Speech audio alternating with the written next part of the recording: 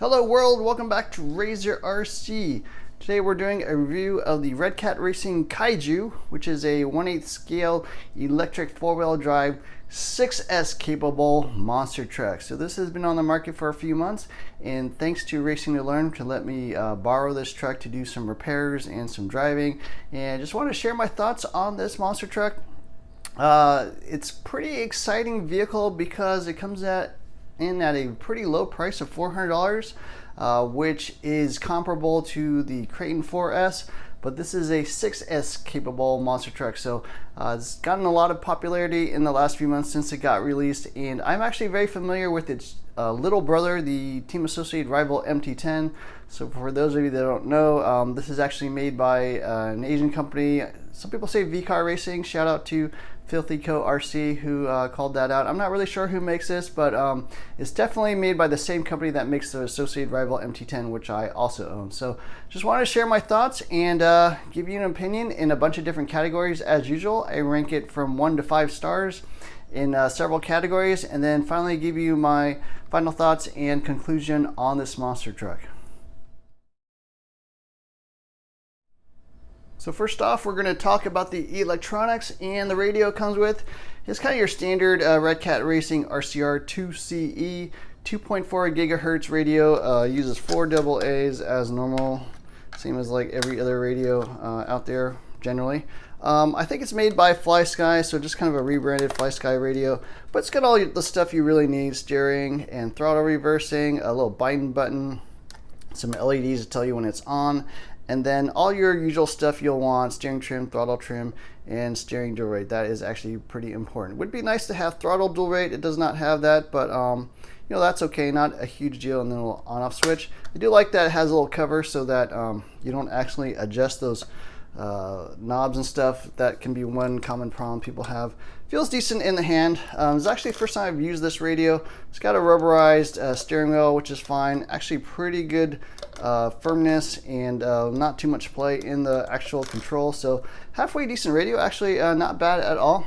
And then popping off the body, let's take a look at the power system.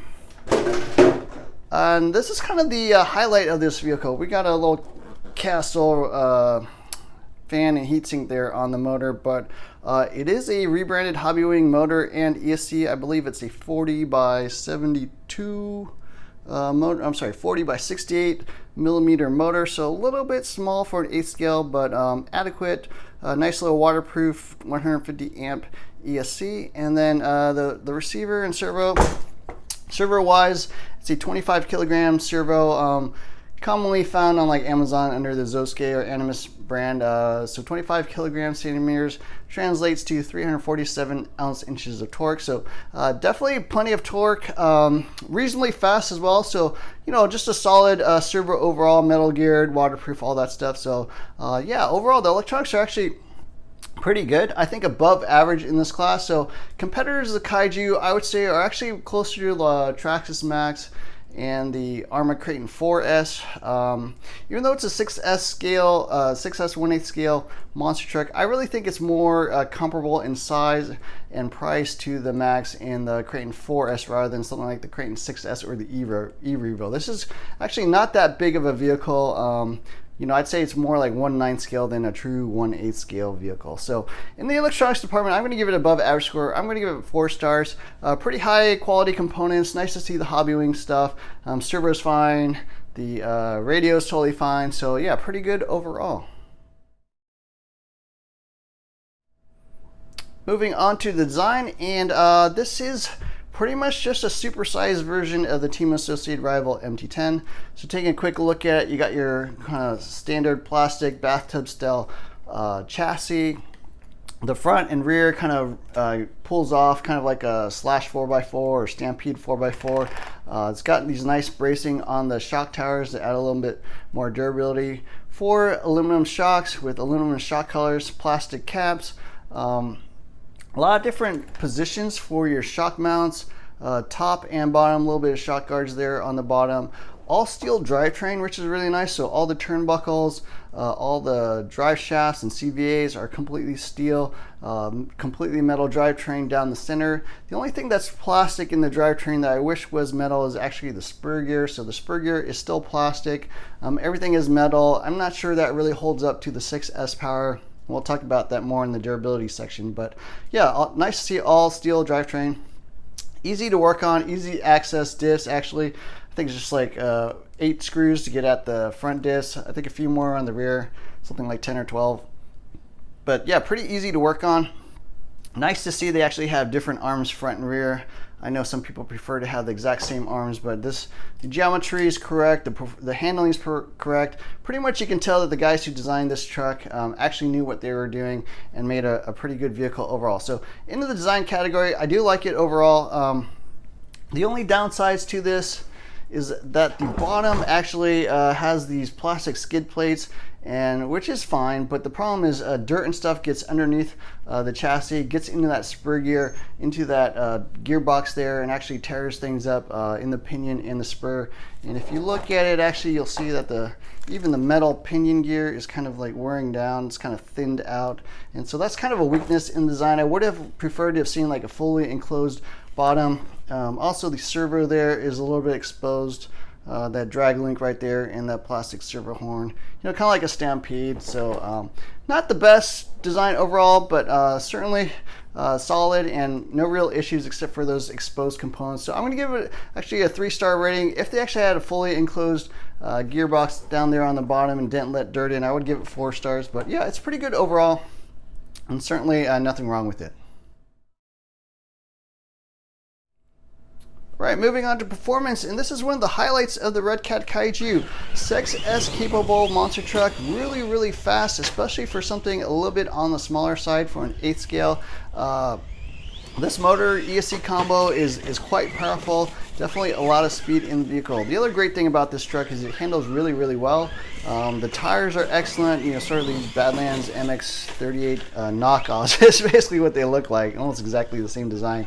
But the suspension tuning is on the firm side, but handles really well, lands really well. A lot of plushness in actually the shocks, and the wheels actually also contribute a lot, having it land really well. It does wheelie pretty easily.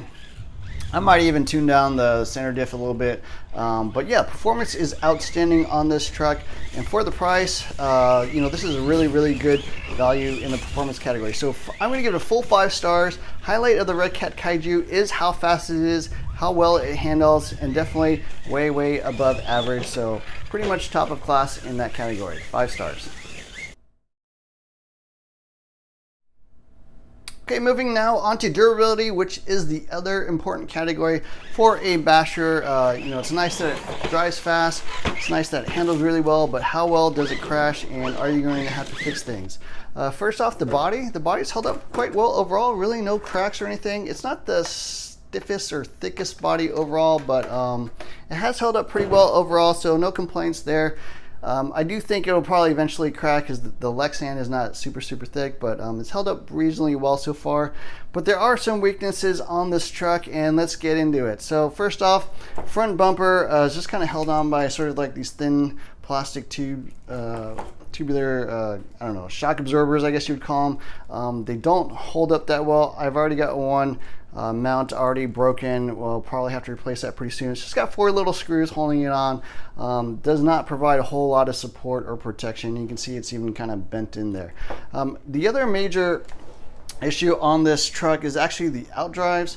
So the outdrives there, you can see I've got a ball bearing on there, but that's basically because the outdrives do break. They basically just kind of splay out.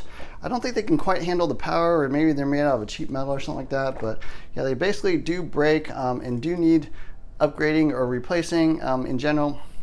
So that is another major weakness. In addition to that, I've already kind of talked about the spur gear and the pinion gear here, the gearbox. So dirt does get in there. It does wear down the metal pinion, the plastic spur gear, I don't think can really hold up to the 6S power. You will definitely want to pick up some extra spur gears. Hopefully somebody makes a metal spur gear, because that will improve the durability quite a bit, but that is kind of the third weakness on the vehicle. Now, other things, people have broken turnbuckles, people have broken rear hubs. We did not experience any of those issues, so I'm not going to really count that against the Redcat Kaiju, but in the durability category, I do think it is a little bit below average. Does have some weakness. The motor also does run fairly hot, so you'll definitely want to get like a fan or something, just to prevent, you know, any sort of overheating. So in the durability category, I'm going to actually give it below average category. I'm going to give it 2 stars. I do feel that other vehicles in this class are more durable, break a little less often, and have less weaknesses. Hopefully they can fix that out drive, or at least run, you know, if you got one of these, definitely run like a ball bearing or some sort of sleeve over that to prevent it from breaking. But yeah, there are some weaknesses in this truck. 2 stars in the durability category. Okay, so when you own a RC car, one of the big important factors is how easy it is to work on it, how easy it is to get parts, and the Redcat Kaiju unfortunately falls a little bit short in this category as well. Redcat is a little bit of a smaller brand, and more importantly, actually, not a whole lot of local hobby shop support. I think some stores out there do carry some Redcat parts, but for the most part, you're gonna have to buy parts online from Redcat directly or from Maint or whatever. So getting parts for this vehicle can be kind of annoying, especially you have to wait for stuff. Now, obviously with the current situation, it is a little bit harder to get RC parts just in general. Things are kind of sold out everywhere of just everything, but Redcat doesn't make it any more easy, because it is a little bit hard to get parts for the Redcat Kaiju. Working on this truck is actually pretty easy, so I do have to give them props for that. But in general, because it's a little bit hard to get parts, because you're gonna kind of be sitting around waiting for stuff for, you know, a week or two or even longer at times, that can be quite a bit of a downside. So in the support and maintenance category, I'm gonna give it 2 stars. I do think it is below average trying to own this vehicle and getting support for it. The Redcat Kaiju sells for $400, technically $399, which is on par with the Kraton 4S, which is a lot cheaper than the Kraton 6S, and quite a bit cheaper than even the Trax Max, which sells for I think $520, $530. So the value is outstanding, especially for a 6S capable monster truck with a really nice powertrain. The motor, ESC are quite excellent. All steel drivetrain except for the spur gear. So I think there's tons and tons of value in this vehicle. All aluminum shocks, aluminum shock collars, just an excellent vehicle overall. Something like the Kraton 4S is the same price, but has pretty much a fully plastic drivetrain. It has plastic shocks. It only has 4S capable. It has actually a worse radio. So this pretty much knocks it out of the park in value. 5 stars. If you're looking for the best bang for your buck, you really cannot beat the Redcat Kaiju. It's outstanding. 5 stars, $400 vehicle. You know, I give them a lot of applause for how well this thing is priced. So my final thoughts on the Redcat Kaiju is that it's a pretty good truck. Really, you know, I've talked about the highlights and the lowlights of the vehicle. The highlights are the performance, are the speed, how well it handles, just an excellent value, of course. Bang for the buck. There's just nothing that even touches this on the market today.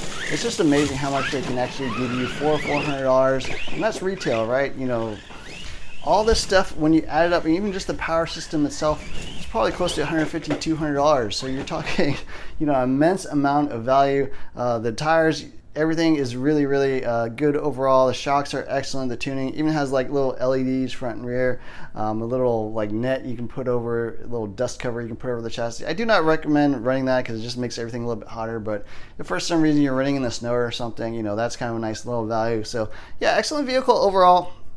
Unfortunately, it does have some weaknesses. The durability is pretty low. I almost gave it 1 star, but you know, it's not that fragile. You know, as long as you drive it with some common sense and don't try to send it 30 feet in the air, I think it will hold up. Just don't run into a tree or whatever at, you know, 50 miles an hour. It will be okay under like normal usage, but if you try to send it, yeah, things will definitely break. So overall, my conclusion, I'm going to give it 3 stars.